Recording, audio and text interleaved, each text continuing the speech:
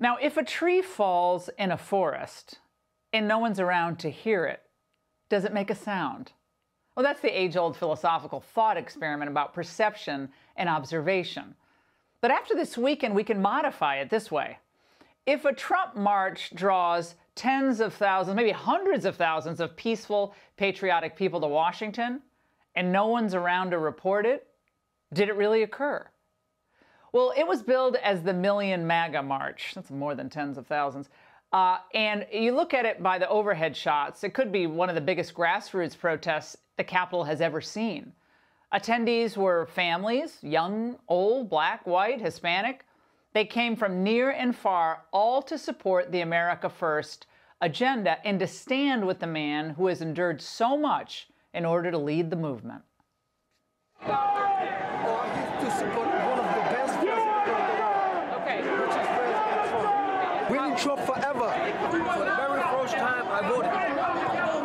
And I voted for Donald J. Trump. He's fought through thick and thin. He's been bombarded with one thing after another, you know, and the American people know it, you know, and you can see by the support. We got to make sure our president get back in that office 4 more years.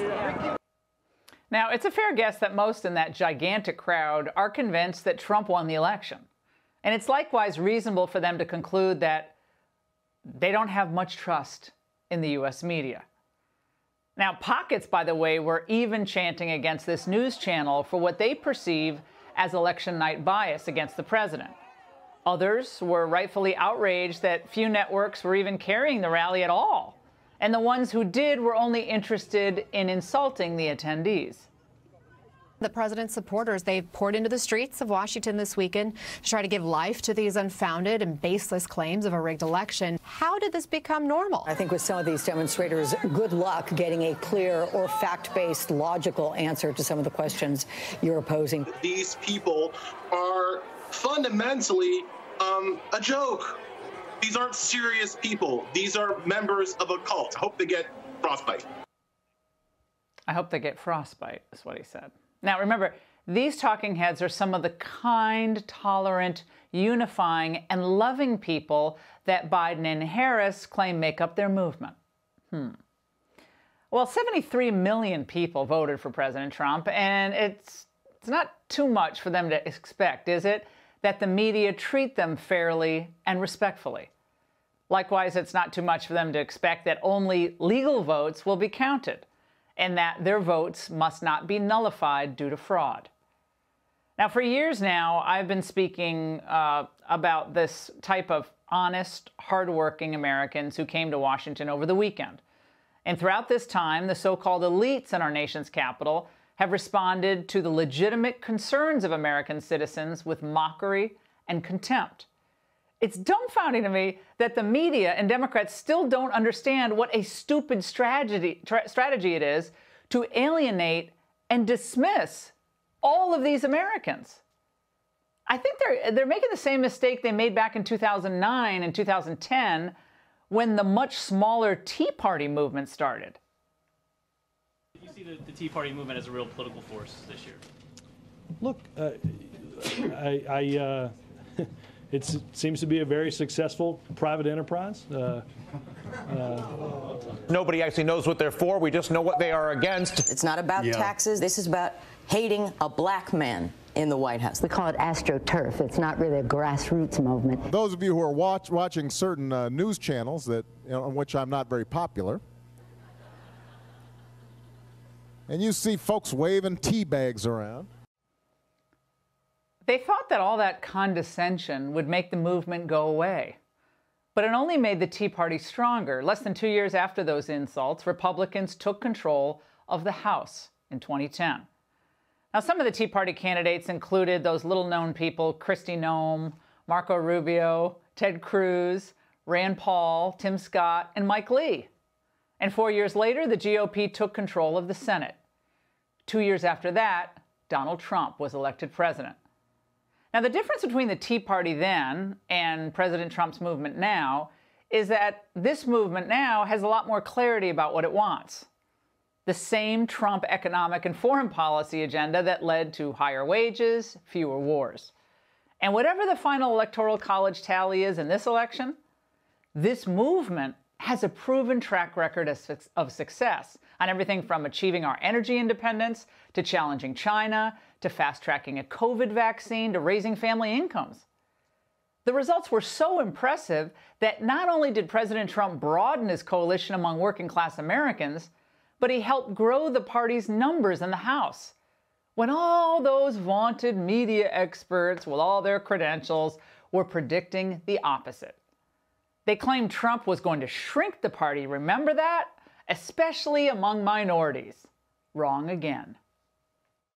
Blacks and Latinos are doing much better under Trump versus Obama. Yeah, absolutely. Opportunity zones, which is something that, in my opinion, is the largest economic empowerment program for the black community since probably Reconstruction. We've done a lot of things, and I've been seeing a lot of business come to my neighborhood. I've been seeing a lot of black people own homes. Why couldn't the networks find these people to interview? They were there. We found them. In a Biden administration, that you just saw, all those gains, are going to be flushed down the toilet. His handlers, who are basically all the old Obama staffers, believe in something called the Great Reset of capitalism. I told you about this last week. It's a plan to force a more equitable distribution of global resources.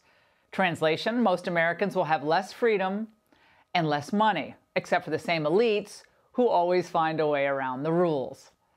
Like during the lockdowns, when the families of these mini tyrants skirted the restrictions. Just last week, California Governor Gavin Newsom was dining with a prohibited number of pals at that exclusive restaurant, the French Laundry. Chicago Mayor Lori Lightfoot was caught partying maskless in a massive crowd celebrating Biden's unofficial election win. No problem at all. And Pelosi, well, she was going to have a big congressional soiree until she was shamed into canceling it. The American people are onto these frauds. The MAGA marchers certainly couldn't have been clearer about what COVID lockdowns and restrictions have done to America. It's like, and what Trump said in the beginning, the cure can't be worse than the disease itself.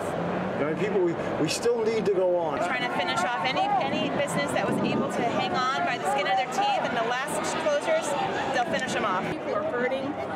Nancy Pelosi, Joe Biden, they all talk about caring about the American people, but you shut this country down for 4 to 6 weeks, and you're going to it'll be the final nail in the coffin for a lot of small businesses. 100% true. But so far, Joe Biden and his handlers aren't listening. Biden loves to talk about dignity and unity and respect. But the time for talk is over and the time for action is here.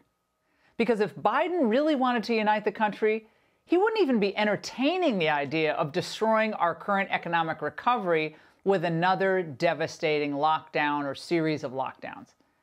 If Biden really wanted to unite the country, he would not dismiss the concerns of tens of millions of Americans about mail-in voting.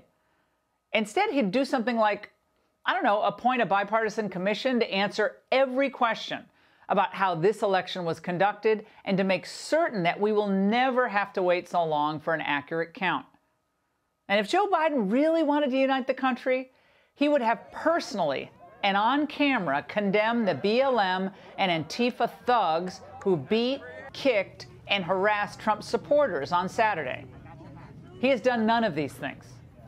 He still hopes this movement's just going to go away. But that's not going to happen. Here are a few hard truths for Joe Biden, his handlers, and his enablers in the press corps. You know who you are.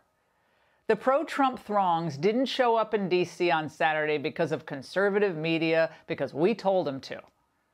They showed up knowing they could be physically attacked for doing so because they love America. And lying about them, insulting them, ignoring them will only incite more violence and more resentment and opposition. All Americans deserve to be heard, to be seen, and to be safe. It's the least a government can do for its citizens. And that's the angle.